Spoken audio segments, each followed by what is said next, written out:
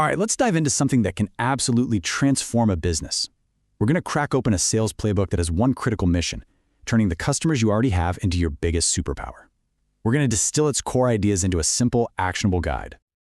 So, let's just start with a number that should make you stop and think. It costs anywhere from 5 to 25 times more to get a new customer than it does to just keep an existing one. Let that sink in for a second. 5 to 25 times. That one fact really changes the entire game. And that leads to a pretty obvious question, right? If it's so much cheaper and more effective to keep the customers you've got, why do so many businesses seem to be constantly losing them? It's a classic issue, and we're going to call it the leaky bucket problem. So let's start right there.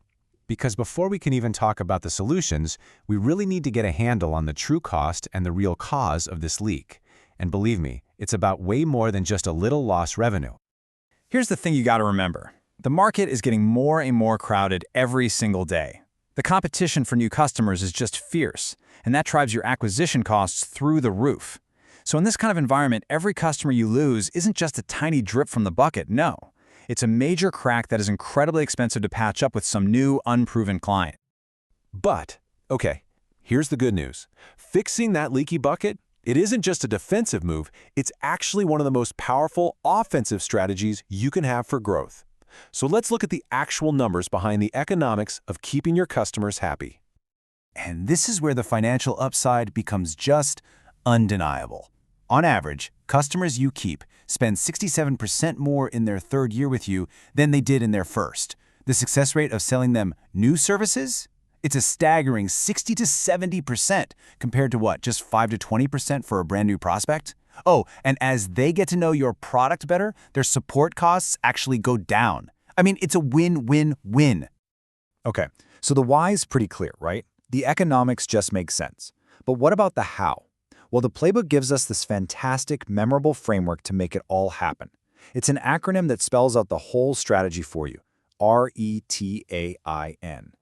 Let's just walk through this real quick. It's about recognizing the warning signs and the patterns of success, engaging with them proactively, not just when there's a problem, tracking the key metrics so you know what's going on, anticipating their needs before they even have to ask, integrating your solution deeper and deeper into their business, and finally, nurturing a real long-term partnership that's so much more than just a transaction.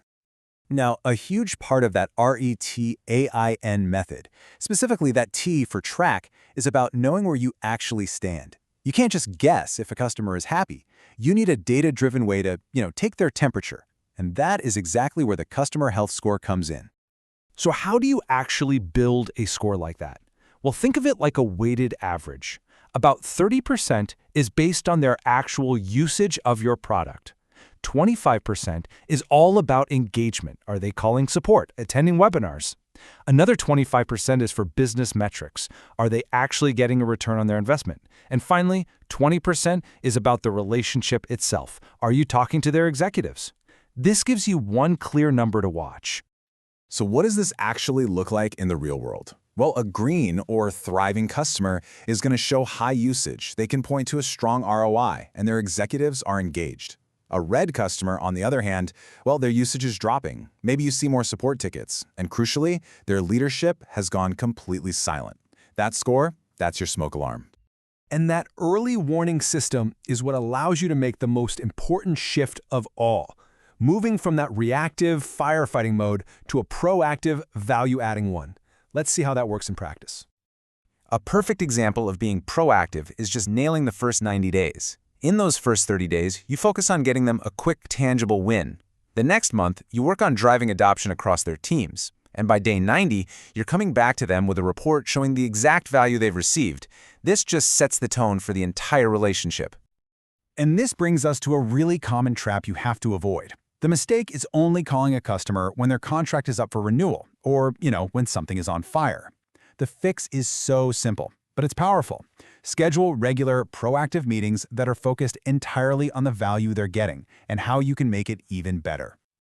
When you combine all of these ideas, you start to see that retention isn't just some defensive chore to keep your revenue from shrinking. It actually becomes the single most powerful engine for sustainable growth in your entire business. And the ultimate metric to measure this growth engine is called net revenue retention, or NRR. It's a beautiful metric, really, because it doesn't just track who stays or leaves. It calculates all the revenue from your existing customer base. That includes any upgrades and expansions, minus any downgrades or, of course, churn. So what's the goal? Well, best-in-class companies are aiming for over 110%. And you might ask, why? Well, an NRR over 100% means your existing customers are actually growing faster than your churn.